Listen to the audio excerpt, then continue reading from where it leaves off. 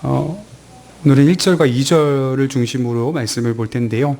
요한이 이 편지를 쓰는 이유가 뭔지를 밝히고 있습니다. 그래서 이 편지를 쓰는 이유가 죄를 범하지 않게 하기 위함이다 라고 하는 것에 인상적인 교훈을 받습니다. 1절에 나의 자녀들아 내가 이것을 너희에게 쓰면 너희로 죄를 범하지 않게 하려 함이라. 만일 누가 죄를 범하여도 아버지 앞에서 우리에게 대언자가 있으니 곧 의로우신 예수 그리스도시라. 자, 요한일서의 기록 목적이 크게는 두 가지로 볼 수가 있는데, 하나는 영생을 얻기 위함, 자, 성도들이 영생을 얻기 위함으로 산다. 또 하나는 동시에 죄를 범하지 않게 하기 위함. 그래서 영생과 죄는 밀접하게 관련되어 있다는 거겠죠. 이 두 가지를 잘 연결해 보면 영생은 예수 그리스도로 하여금 죄에서 속량을 받는 것인데, 이 속량을 받은 백성들은 반드시 죄에서 멀어져야 한다는 사실입니다. 그래서 구원의 확실성과 동시에 구원의 연속성을 말하는 거죠. 구원은 확실한 겁니다. 이루어진 것이고 완성된 것이고 영원한 것입니다만, 구원은 지금도 계속되는 일이기도 합니다. 신분의 구원과 상태의 구원을 잘 이해해야 되는데, 우리가 예수 그리스도를 믿음을 통하여서 죄의 자리, 죄의 노예, 죄의 종의 자리에서 의의 자리로 또 하나님의 자녀라고 하는 신분의 뒤바뀜이 일어나게 됩니다. 이걸 신분의 구원이라고 하고요. 동시에 상태의 구원이 시작이 됩니다. 이 상태의 구원은 우리가 하나님 나라 가는 그날까지 변화되어져 가는 것을 의미합니다. 사도 요한은 구원이 완성된 것이라고 해서 성도가 방탕할 수 있는가, 게을러질 수 있는가 라고 묻고 있는 건데요. 우리 인간은 항상 그런 것 같아요. 앉으면 눕고 싶고 누우면 자고 싶죠. 편한 것을 싫어하는 사람 여기 있으십니까? 아무도 없습니다. 모두 좋아합니다. 불편하고 힘든 것은 싫습니다. 저희가 지하 예배당에 있을 때랑 지금 2층에 와서 예배를 드릴 때랑 많이 차이가 있잖아요. 그죠? 지저분하고 막 그랬는데, 지금 여기서 예배 드리는 거는 훨씬 더 좋아졌다는 것을 피부에 와닿으니까 바로 또 무슨 생각이 드냐면 더 좋은 데로 가고 싶다. 그죠? 그런 생각이 드는 거죠. 그러니까 사람이 이렇게 편안하고 또 좋은 것만을 추구하려고 하는 마음이 있는 것 같아요. 죄를 짓지 않는 일은 당연한 것 같지만 사실은 참 불편합니다. 의롭게 사는 것은 참 불편해요. 그러나 구원의 귀중함을 아는 신자라면 그 일을 해낸다, 이렇게 표현하는 거죠. 구원이 완성된 것이기 때문에 따놓은 당상이라고 하여 의를 행하지 않고 산다면 그분은 지금 구원이 무엇인지 아직 잘 모르는 겁니다. 환자가 의사를 찾아왔는데 여러 균에 감염된 겁니다. 약을 처방해 줬어요. 시간이 지난 후 마지막 진료를 보는데 의사가 환자에게 어차피 약이 있으니까 돌아가서 아무렇게나 살다가 또 감염되면 오시기 바랍니다, 이렇게 말한다면 이것이 바람직한 의사입니까? 아니죠. 오히려 완치된 환자에게 다시는 감염되지 않도록 조심하시길 바랍니다. 약은 가지고 있어도, 그죠? 치료약은 가지고 있어도 여전히 위생적인 부분들을 잘 지켜서 다시는 감염되지 않도록 조심하셔야 합니다. 공동 번역에 보니까 오늘 본문의 말씀을 이렇게 번역해 놨어요. 나는 믿음의 자녀인 여러분이 죄를 짓지 않게 하려고 이 편지를 씁니다. 요한은 지금 이렇게 말씀하고 있습니다. 나아가 범죄하였어도 우리에게 대언자이신 예수 그리스도가 있음을 말씀하고 있습니다. 그만큼 우리 인생이 죄와 밀접한 연관성이 있다는 사실을 말하는 거죠. 죄를 짓지 않고서는 살 수 없는 우리의 연약함과 충분하지 못함을 강조하고 있습니다. 그렇게 서지 못하여도 잊지 말아야 할 것은 우리에게 누가 있다는 거죠?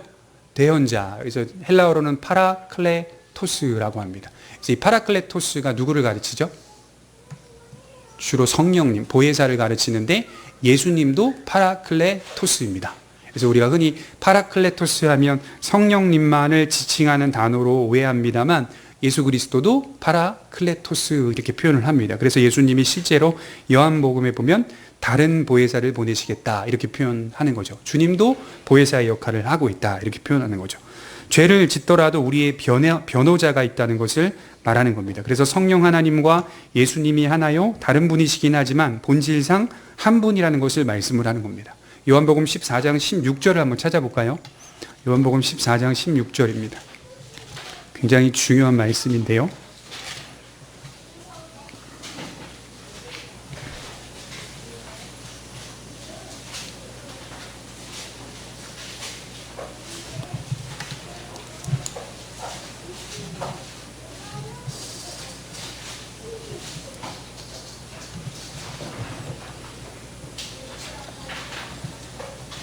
요한복음 14장 16절입니다.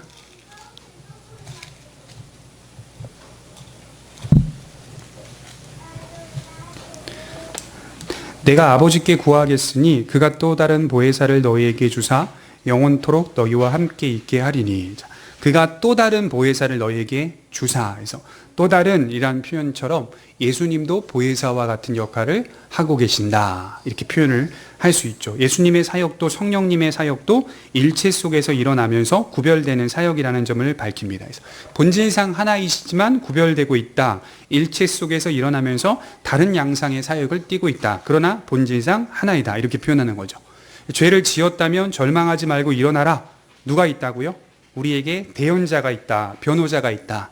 어떻게 일어나실 겁니까? 우리 스스로는 못 일어납니다.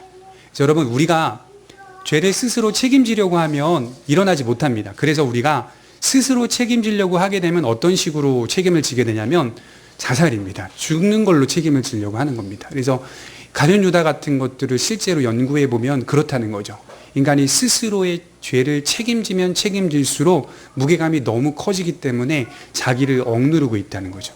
그래서 이제 자살이 워낙에 많아지다 보니까 이 구원론의 관점에서 조직신학자들과 교회사학자들과 그 다음에 이제 그 교리를 가르치는 학자들 같은 경우 과연 이렇게 OECD 국가에서 자살률이 가장 많은 대한민국 같은 데서 교인들에게 어떻게 가르쳐야 하는가. 실제 예수님을 믿는다고 말하는, 이제 흔히 말해서 정말 예수를 믿는지 안 믿는지 우리가 그걸 알 수는 없지만 교회를 다니는 신자들 중에서도 자살을 하는 경우가 너무 많다 보니까 이걸 과연 어떻게 교회에서 가르쳐야 되고 양육해야 하는가. 오래전 그 교회에서 저 어린 시절만 해도 자살이라는 것으로 우리의 삶을 마감하게 되면 무조건 강단에서는 지옥이라는 단어로 귀결을 시켰습니다. 그래서 자살하면 이렇게 된다라고 하는 측면으로 계속 강조하다 보니까 이제 성도들이 그런 것을 통하여서 두려움을 갖게 되는 부분도 있었습니다. 그런데 오늘날 신학의 좀 양상을 보게 되면 그 기준은 바뀌지는 않았어요. 바뀌지는 않았지만 그 양상, 그 가르치는 그 범위와 정도와 깊이가 조금 넓어지고 또 깊이 생각하게 되는 상황까지 왔습니다. 자살이 막연하게 자기의 생을 끊는 개념이라고 말할 수도 있지만 또 여러 병적인 일들 때문에, 정서적인 병적인 일들 때문에 스스로가 주체하지 못하여서 죽음을 맞이하는 일들이나 또는 어떤 알코올 중독에 심하게 젖들어서 스스로가 목숨을 끊어버리는 일들, 당시에는 이 정신적인 이 완전함이 없는 상태에서 이 술에 취해서 뭐 고속도로에 뛰어든다거나 이런 일들도 빈번하게 많잖아요. 이런 것들을 통해서 보게 되면 신학적으로 어떻게 구원론에서 이걸 접근할 것인가라고 하는 면들을 이제 보게 되는 거죠. 그래서 제가 여러 논문들을 보았는데요. 이제 어떤 경우에는 우리가 알 수 없다. 그러니까 이제 제 이제 귀결, 그리고 또 다른 우리 장로교 신학자들의 이 논문들에서는 그냥 무조건 이렇게 지옥이라는 말로 결론을 내리지는 않더라고요. 그렇지는 않습니다. 그러나 이제 자살은 분명히 믿음 없음을 증명하는 것이기도 한다, 이렇게 또 귀결이 되고 있기는 합니다. 그래서 분명히 그것은 잘못된 것이고 스스로가 생사를 결정할 권한이 우리에게는 없다는 거죠. 성경적으로 보게 되면 인간의 탄생과 인간의 죽음이 과연 인간이 스스로가 선택하여서 우리가 이 땅에 도래하게 된 것인가라고 볼 때에는 우리의 삶의 시작과 삶의 끝이 다 우리가 선택해서 되는 문제는 아니라는 거죠. 그렇지 않겠습니까? 어떻게 태어나시고 싶어서 태어나셨습니까? 아니잖아요. 제가 1983년도에 태어날 거라고 생각하고 기대하면서 있다가 태어난 건 아니잖아요. 그죠? 태어나 있는 거고 어느 시점이 되면 제가 생각하지도 못하는 상황 속에서 하나님께 부름을 받는 거고, 그렇기 때문에 생사는 성경에서 항상 하나님의 주관이 있는 것이다, 하나님의 손에 있는 것이다 라고 하는 측면을 기억하면서 동시에 그런 일들을 당한 어떤 가족과 상황들이 있을 때 조심스럽게 접근하여서 이렇게 양육하고 가르쳐야 된다. 교회는 되도록이면 분명하게 말씀을 드리지만 자살하지 않도록 계속 성도들을 가르쳐야 되고 또 지도해야 한다, 이렇게 말씀을 드릴 수 있습니다. 그래서 인간은 스스로는 못 일어난다. 스스로가 모든 것들을 책임지지 못한다. 그래서 성경이 우리에게 대언자가 있다는 사실을 기억해 두라고 합니다. 그래서 의로우신 예수 그리스도께서 완전한 의로움으로 우리를 일으켜 세우십니다. 그래서 2절에 보면 그는 우리 죄를 위한 화목 제물이니 우리만 위할 뿐 아니요 온 세상의 죄를 위하심이라. 그는 우리 죄를 위한이라는 말씀은 그가 친히 한다 이런 뜻이라고 합니다. 그의 화목 제물이 되심으로 구원이 이루어지는데 이 구원은 당시 요한이 속한 교회의 신자들 뿐 아니라 온 세상의 죄를 위한다라고 말씀을 하고 있습니다. 누가복음 3장에 보면 세례 요한이 빈들에서 말씀을 가르칠 때 수많은 사람들이 요한을 찾아와서 요한의 말씀을 들을 때 누가복음 3장 15절에 보니까 세례 요한을 그리스도다라고 생각했던 사람들이 늘어나고 있었어요. 그러니까 예수님이 누구라고요? 세례 요한이 아닌가라고 심중에 다 묻고 있었어요, 사람들이. 아, 이분이 그리스도가 아닌가라는 생각을 했습니다. 그때 세례 요한이 하신 말씀이 뭐냐면 나는 그의 신들매도 감당하지 못한다라고 말하면서 예수님께로 그들의 시선을 옮겨주고 있습니다. 이게 무슨 말이냐면 내가 하는 일이 예수님의 사역에 조금 더 도움이 되지 않는다는 말이에요. 그가 하나님을 위하여 살긴 하였지만 정말 우리가 하나님의 나라에 들어갈 수 있는 것, 우리의 죄가 속량을 받을 수 있는 그 일에서만큼은 그분이 친히 하시는 거지 우리가 그분께 도움을 줘서 할 수 있는 일은 아니다라고 하는 거죠. 그래서 요한이 계속적으로 예수 그리스도께 시선을 옮기고 있다는 것을 보게 됩니다. 두 가지 의미가 있는데요. 예수 그리스도의 구속은 당시에 살던 신자들의 구원뿐만 아니라 과거와 미래 속에 구속받을 백성들의 죄까지 다 위에서 흘리신 보혈입니다. 또 하나는 그리스도의 죽으심이 피조물 전체에 미치는 일반적인 혜택도 염두에 둔 말입니다. 이게 굉장히 중요한 부분인데요. 자, 예수 그리스도를 믿는 구원받은 신자에게 영향을 끼치는 것은 당연히 우리가 알거니와 그것만이 아니라 모든 피조 만물에 다 영향을 끼칩니다. 그러니까 주님이 죽으시고 부활하심을 통하여 만물을 새롭게 하시는 영향을 끼치게 됩니다.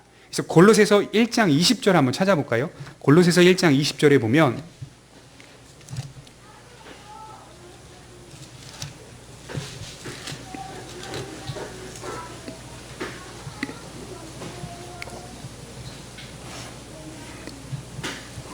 이렇게 적혀 있죠. 그의 십자가의 피로 화평을 이루사 만물 곧 땅에 있는 것들이나 하늘에 있는 것들이 그로 말미암아 자기와 화목하게 되기를 기뻐하심이라.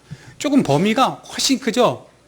죽었던 너희를 살리셨도다라고 말했던 에베소서와 조금 다르게 양상이 골로새서는 기독론을 모든 만물과 연결짓고 있어요. 모든 만물과 통일되게 하려 하심이라 이런 표현들도 나오고 있는 거죠. 그래서 골로새서 1장 20절은 그의 십자가의 화평이 만물 곧 하늘에 있나 땅에 있는 것들이나 그로 말미암아 자기와 화목하게 되기를 기뻐하심이라. 만물과 밀접하게 예수님의 구속 사역이 연결되어 있다 이렇게 표현하고 있죠. 그래서 여러분 정말 예수님의 구원이 이 땅에 완성될 때 주님이 재림하실 때까지 피조물은 뭐 하고 있죠? 탄식하며 기다리고 있다 이렇게 기록하고 있어요. 로마서에. 탄식하면서 주님이 재림하시기를 기다리고 있는 존재가 바로 만물이요 피조물이다. 이 말씀을 통하여서 예수님의 죽으심이 피조물 전체에 미치는 혜택도 있구나라고 하는 것을 알아야 합니다. 여기서 우리가 주의해야 할 것은 이 말씀을 세상 사람 누구나 다 구원받을 수 있다는 일반적인 구원으로 이해해서는 안 됩니다. 여러분 잘못된 견해를 소개해 드릴게요. 첫째, 어떤 이는 믿음을 통하여 구원받는 게 아니라 믿지 않아도 그가 죽으셨기 때문에 모든 사람이 구원을 받는다는 식의 주장이 존재합니다. 여러분 예수님이 십자가에 돌아가셨잖아요. 죽으셨잖아요.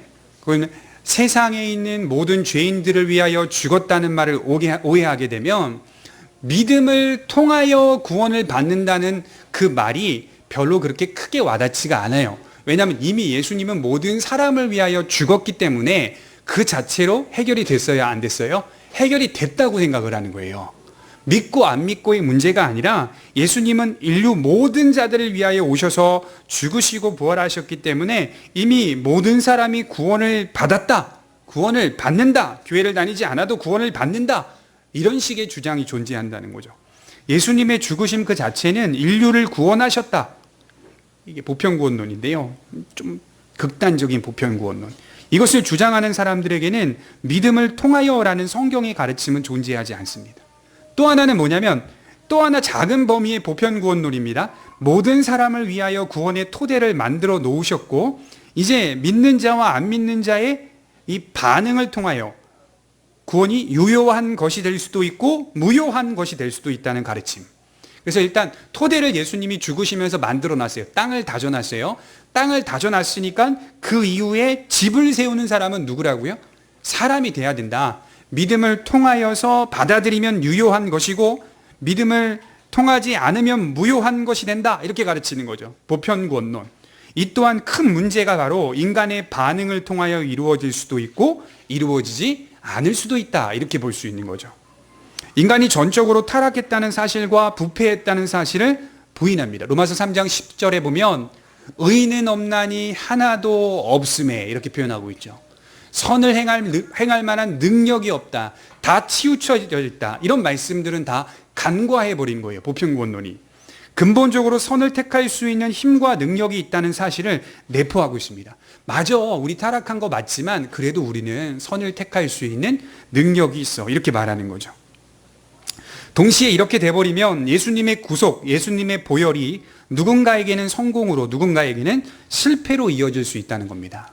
잘 이해하셔야 돼요. 예수님이 모든 만물을 위해서 피를 흘리셨어요. 그러면 인간이 그 다음 해야 할 것은 믿느냐 안 믿느냐의 반응을 통하여 구원을 받는다고 그렇게 이해해 버린다면 모든 사람을 위하여 흘린 보혈이 어떤 이에게는 낭비되고 어떤 이에게는 성공으로 다가오게 되는 거죠. 그에게도 흘린 피는 피야. 그렇지만 그가 믿음으로 반응하지 못했기 때문에 구원을 받지 못하는 것이다. 이렇게 나온다는 거예요. 그러면 예수 그리스도의 보혈이 그에게 낭비된 상태가 돼버린 거죠. 그럼 이게 무슨 일이 생기냐면 하나님의 전지성, 하나님의 전능성, 하나님의 완전성, 하나님의 영원한 작정, 신적 모든 속성을 다 흔들어 놓습니다. 하나님이 과연 누구는 실패하고 누구는 성공하고 하는 부분을 모르고 계시느냐 이 말이에요. 하나님의 피 흘림은 세상의 모든 인류를 다 덮을 만큼 큰 영원한 능력이긴 하지만 주님이 구속한 사람은 주님이 택한 사람 안에서 제한된다는 겁니다. 이거를 리미티드 어토니먼트, 제한적 속죄 이렇게 표현을 했어요. 제한된 사람, 모든 사람을 위하여 흘리실 만큼의 엄청난 피이긴 하지만 그 안에서 하나님의 제한적 속죄가 들어가 있다. 자, 이제 이해하기 쉽게 말씀을 드려볼게요. 이스라엘 백성 전체를 하나님의 백성으로 선택한 일반적 선택은 있었지만 이스라엘 백성 전체가 구원받았습니까? 안 받았습니까? 아니죠. 거기에는 이중적 선택이 한 번 더 작용을 해요. 그 이스라엘 백성들 전체의 선택 속에서 한 번 더 구원받을 백성의 선택이 들어가 있어요. 이중 선택이죠. 조금 더 깊어지는 선택이죠. 이 선택이 바로 구원의 선택. 그래서 보편 구원은 장로교회가 받지 않습니다. 예수님이 흘리신 보혈은 구원의 모든 만물의 토대가 되었다 이렇게 이해하지 않고 구속받을 백성을 위한 토대가 되었다 이렇게 표현합니다. 그들만을 위해서 흘리신 보혈이다 이렇게 말씀을 합니다. 신적 작정은 구원받을 사람을 이미 택하십니다. 그리고 구원하십니다. 다만 우리의 현실 가운데 이게 어떻게 나타나냐면 반응으로 나타납니다. 그래서 하나님의 은혜는 자랑할 만한 것이 없는 겁니다. 제가 늘 강조하죠. 내가 믿었어. 내가 하나님께 나왔어. 이렇게 말하지만 실상은 그의 진실한 고백 속에는 하나님의 은혜 외에는 자랑할 것이 없다. 제가 이번 주에 이렇게 책도 보고 또 그 기독교 영상도 좀 보다가 이 덴젤 워싱턴이라고 하는 분이 달라스라고 하는 이 대학교에서 졸업식 연설을 하는 걸 잠깐 들었는데요. 이 first 하면서 외치는 게 뭐냐면 하나님을 최우선에 두라 이러면서 이제 시작을 해요, 연설에. 그러면서 이야기하는 거는 모든 것, everything 막 말하면서 뭐라고 막 하더라고요. 그래서 모든 것이 하나님의 은혜다 이렇게 말하면서 자기의 삶을 얘기하더라고요. 근데 그게 굉장히 당연한 것처럼 우리가 느껴질 수 있지만 와닿은 거예요. 정말 와닿은 거예요. 그의 삶 가운데 자신이 이렇게 세계를 돌아다니면서 연설하고 또 영화배우로 살아갈 수 있었던 것은 내가 연기를 잘해서도 아니고 내가 훌륭한 성품이 있어서도 아니고 하나님을 우선순위로 두고 살았더니 지금 내 모양이 이렇게 됐더라 이렇게 말하면서 하나님의 은혜입니다 라고 고백하는 것을 보았습니다. 이렇게 되는 겁니다. 이렇게. 자, 어떤 사람이 구원받은 자요 택함을 입은 자입니까? 100% 하나님의 주권을 믿으며 100% 인간의 노력을 다하는 사람이 택함을 입은 자입니다. 그래서 믿음은 하나님의 영원한 작정 속에서 은혜로 주어지는 것이고 그걸 주권이라고 합니다. 동시에 그 믿음을 가진 자는 100%의 반응을 하며 살아갑니다. 결코 내버려 두어도 다른 길로 갈 수 있다고 여기지 않아요. 요한이 지금 하나님의 택함받은 자들이라면 죄를 범하지 않는 삶으로 살아간다고 말씀하는 것과 같은 맥락입니다. 여러분, 저희가 게시판 뒤에다가 붙여놨죠. 저희 고백교회 교인규약에 보면 뭐 예배는, 주일은, 헌상은 뭐 이렇게 써놨잖아요. 장례는, 결혼은 이렇게. 그 옆에 보면 우리의 고백이라는 게 있어요. 우리의 고백. 그래서 그 우리의 고백을 꼭 한번 읽어보세요. 의인이 독실히 행한다는 말의 의미가 뭔지. 우리는 정말 싫어한다. 가만히 있어도 하나님의 택함받은 자는 구원을 받게 된다는 그런 교리를 정말 멸시하고 싫어한다. 제가 뒤에 그렇게 써놨거든요. 그거 제가 써놓은 게 아니에요. 이미 오래전에 1600년도경에 이미 종교개혁자들과 장로교 신학자들이 완성시켜 놓은 신조 가운데 잘 이해해서 축약해 놓은 문장이에요. 우리가 믿는 장로교의 신학이 성경적인 이유는 하나님의 주권을 인정하면서도 동시에 인간의 노력을 인정하기 때문에 노력이 필요 없다라는 것을 우리가 말하지 않습니다. 최선을 다해 살아가는 우리의 삶, 죄를 범하지 않는 삶은 반드시 뒤따라야 하는 열매입니다. 좋은 나무마다 좋은 열매를 맺고 나쁜 나무는 나쁜 열매를 맺나니 라고 하는 예수님의 말씀을 기억해 볼 필요가 있습니다. 기도하도록 하겠습니다.